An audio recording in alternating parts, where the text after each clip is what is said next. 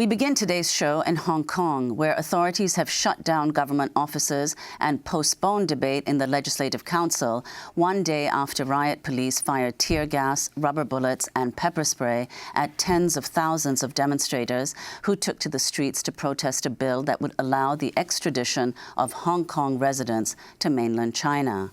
On Wednesday, demonstrators attempted to storm the Legislative Council building, where lawmakers are debating the extradition bill.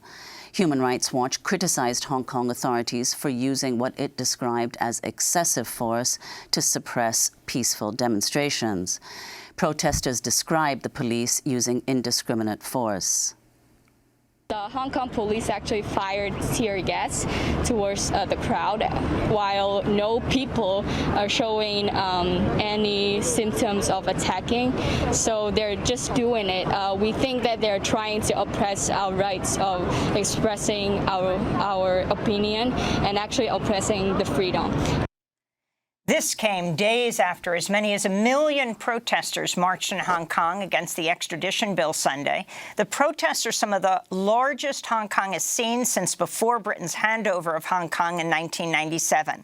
Since then, Hong Kong has operated under a different legal and political system as mainland China, a setup known as one country, two systems. Critics of the extradition bill say it would infringe on Hong Kong's independence and the legal and human rights of Hong Kong residents, as well as the people visiting Hong Kong.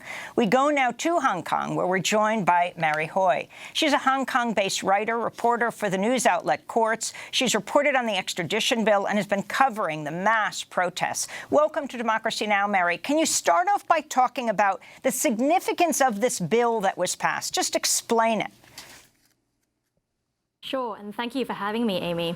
The significance of this bill really is that it will threaten Hong Kong's prized judicial and legal independence. It is, as Chris Patten, the former governor, has said, there needs to be a firewall between Hong Kong's legal system and China's. And with this bill, should it be passed, that firewall will be done away with, and it means that it will mean the death of one country, two systems, because there will no longer be this firewall, and there's the possibility that people will be able to be extradited to China to face charges where they face an uncertain fate as to whether they will face a fair trial or even have their human rights protected. Well, Mary Hui, could you outline what the key features of this proposed amendment are? Sure. So as the law currently stands, Hong Kong has signed extradition treaties with 20 other jurisdictions, the US being one of them. And what this law is trying to do is to work around that.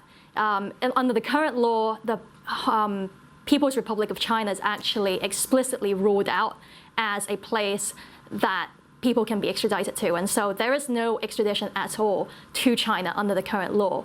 And last year, there was a murder case. The young Hong Kong couple traveled to Taiwan. The boyfriend was accused of murdering the girlfriend and fled back to Hong Kong. And because China sees Taiwan as part of the People's Republic of China, there is no extradition between Hong Kong and Taiwan. And so the Hong Kong government has then come around and said, well, there's this major loophole in that this suspected murderer is not able to face any charges and won't face justice. And so they took this opportunity to say we have to reform and amend this bill to make sure that this suspected murderer can face charges and be brought to justice. And how do we do this? We plug this loophole in the language of the government by doing away with the restriction of the People's Republic of China and saying that there can be one-off extradition agreements between Hong Kong and China.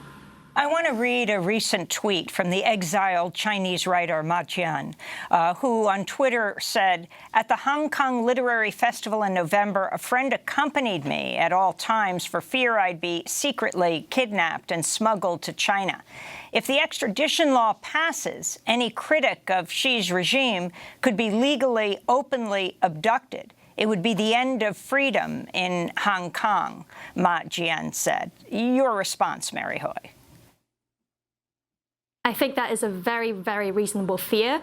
And people are afraid of that, not just writers of Chinese descent, but also foreigners. Hong Kong is a financial hub, an international media hub. There are lots of human rights advocacy groups here, and for them, if doing their work means angering China, then they will very likely be accused of committing a certain crime, and China will be able to find a way to have them extradited to face charges in China, in mainland China. And so what this means is that China will be able to use this bill as retaliation against opponents, whether it's Hong Kong Chinese or foreigners who are traveling to or based in Hong Kong.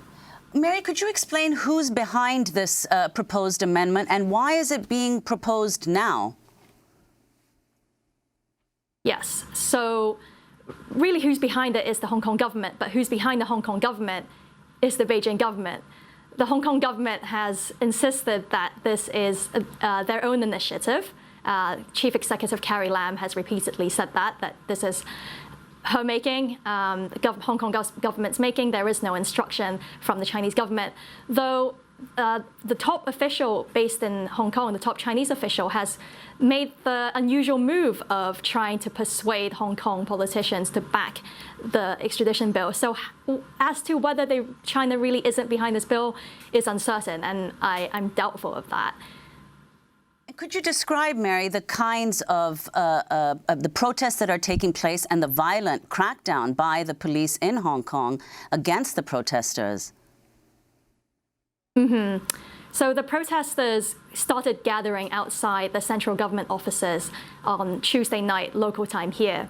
And overnight, their numbers grew. And so by the time I arrived at the protest scene at about 9 a.m. during rush hour traffic, tens of thousands of people had gathered and taken over just vast swaths of this highway outside of the central government offices. And so from the looks of it, it was calm, quiet for much of the morning. I was there until about 2 p.m. and really all I saw were protesters being very well organized. They had set up supply stations. They were collecting umbrellas to repel against pepper spray and tear gas that they were expecting to be fired at them. They were collecting water and medical supplies. They were erecting barriers around the protest site. They were handing out masks to passers-by. People were insisting that I take their masks as a journalist because they expected tear gas to be fired. And so there was this sense of camaraderie. There wasn't too much really going on at that point. At points, there was a sense of tension as police and the protesters just stood 10 meters away from each other, the front line of protesters, police and riot gear, but really not much happened. And it was not until around 3:30 local time here that clashes broke out. I should say that by that time I'd actually left the protest site and gone back to the newsroom for the rest of the day. So I did not personally see the clashes, but from what I've seen online, from videos that I've been watching, it really does not seem like protesters were the ones starting any kind of confrontation with the police. The police were trying to disperse them and ended up aggravating the crowd. According to the New York Times, it's estimated 1 in 7 Hong Kong residents took part in Sunday's protests. And in the New York Times on Monday, Hong Kong's Commissioner to the United States, Eddie Mack, outlined his government's position, writing, "The Hong Kong government's proposed amendments to extradition laws seek to enable us to effectively combat serious crimes by sealing the legal vacuum in our existing mechanism for surrendering fugitive offenders. They do not pinpoint any particular jurisdiction, nor do they target common citizens or affect the legal rights and freedoms of individuals." If you could respond to that and the fact that what the Chinese authorities have done in the past, for example, the abducting of Hong Kong residents, 5 Hong Kong booksellers in 2015. Yes, there really is no trust of the Chinese government. With the protesters I've spoken to, that's the one thing really that they've all mentioned when I asked them what about the Hong Kong government's amendments and assurances that your freedoms won't be trampled upon. And time again, the protesters tell me we don't trust the Chinese Communist Party, the Chinese government. it's all a bunch of lies. And so any assurance that the freedom of speech, the freedom of assembly, as they exist in Hong Kong now, will not be trampled upon, I don't think those assurances hold any water. And those booksellers?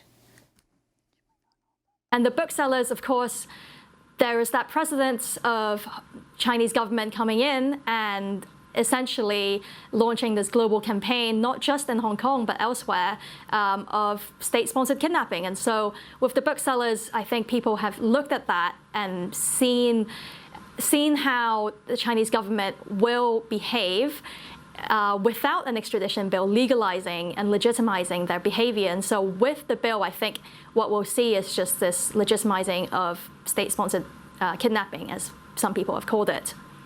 Well, Mary, before we conclude, what do you expect to happen next? Will this amendment pass, and do you expect the protests to continue? So the debate over the bill in the legislature has been postponed until next week. It's unsure whether protesters will come out again, though my gut feeling is that if the debate is to continue and a vote is taken, it will very likely pass, given that the legislature is stacked with pro-Beijing, pro-China parties and politicians. Should it pass, I'm sure the anger will boil over, the popular anger will boil over, and protesters will be out again to stand for their freedoms. Mary Hui, I want to thank you for being with us. Hong Kong-based writer and reporter for the news outlet Quartz, reported on the extradition bill, has been covering the protests. We'll continue, of course, to cover all. This is Democracy Now! When we come back, a professor in Arizona is met with the response of a hung jury. They refused to convict him for aiding migrants in the brutal Sonoran Desert. Stay with us.